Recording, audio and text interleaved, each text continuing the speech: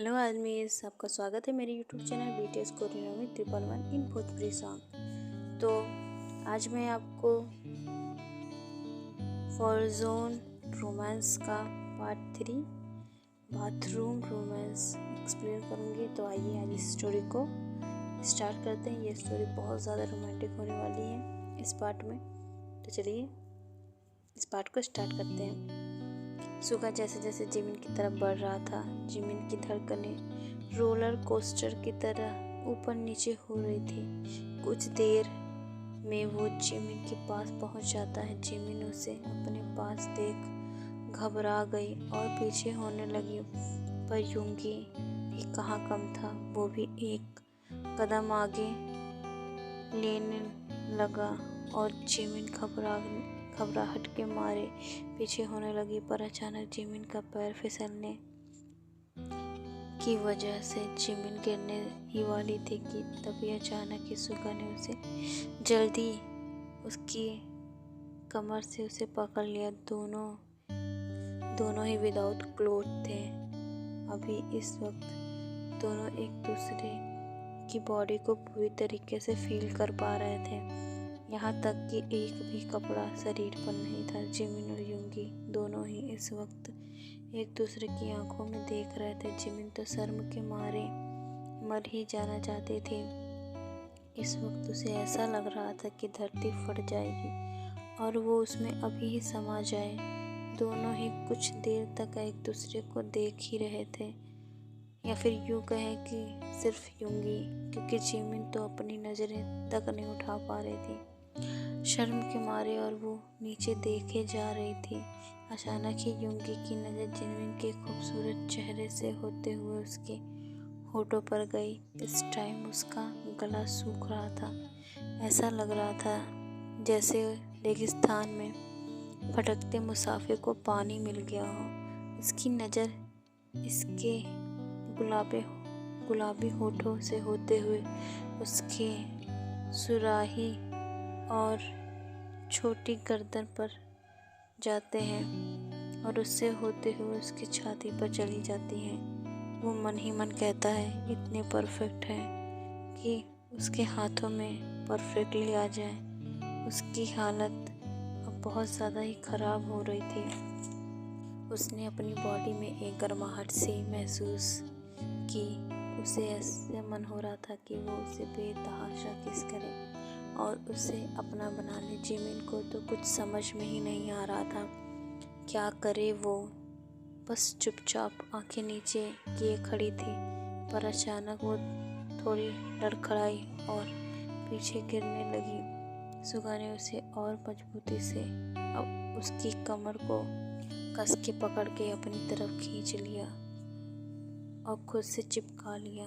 पर इस बीच जिमिन का हाथ शावर के कैबिनेट से लग गया और शावर ऑन हो गया। दोनों ही एक दूसरे की बाहों में थे और शावर में भीग रहे थे। सुगा की नज़र जिमिन पर थी। जिमिन के गाल और पूरा चेहरा सूख कर लाल हो गया था, जिससे में वो बहुत सुंदर और प्यारी लग रही थी। सुगा तो बस इस पल का इंतज़ार कर रहा था और वो तो इसमें खो जाना चाहता था और वो बस उसे पाना चाहता था। ये सोचकर ही उसकी लोअर बॉडी रिएक्ट करने लगी। जिमिन अचानक अपने ख्यालों से बाहर आई और उसे कुछ फील हुआ। उसकी लोअर बॉडी में कुछ गर्म सी चीज़ जो उसकी टांगों को टच कर रही थी, पर जैसे समझ आया उसके अंदर गूज़बम्प्स उठने लगे और अब वो भी धीरे धीरे अपना कंट्रोल खोती जा रही थी और वो खुद को यूंगी के हवाले कर देना चाहती थी अपने आप ही। अब उसके हाथ अपने आप ही यूंगी के गले में लग गए। सुगा को पहले तो शॉक लगा, पर उसे जब समझ आया कि उसके सामने खड़ी लड़की खुद को उसके हवाले कर रही है और वो भी वही चाहती है जो सुगा चाहता है, तो वो अंदर ही अंदर खुशी के मारे फूले नहीं समा रहा था। उसने ना आओ देखा ना ताओ, उसे तुरंत जिमिन को जोर से पकड़ा और खुद से चिपका लिया और दूसरा हाथ जिमिन के सिर के पीछे और उसके गुलाबी पतले होठ जिमिन के नरम होठों को पैशनेटली किस करने में लग गए और एक हाथ उसकी कमर सहला रहा था। अब वो किस और डीप होने लगी। सुगा ने अपनी जीभ को जिमिन के मुंह में डाल दिया और उसकी जीभ के साथ खेलने लगा। उसने ये सब करने में बहुत मज़ा आ रहा था। आज अपनी ज़िंदगी में उसे इतनी ज़्यादा खुशी का एहसास हो रहा था कि वो किसी से कह नहीं सकता। यही हाल जिमिन का भी था। वो भी उसका साथ दे रही थी, वो भी उसे बेतहाशा किस किए जा रही थी। अब सुगा खुद को और कंट्रोल नहीं कर पा रहा था। वो अब जिमिन के होठों से होता हुआ उसके कमर तक आ गया। उसके इस आग को जिमिन की सिसकियाँ और ज़्यादा ही बढ़ावा दे रही थी।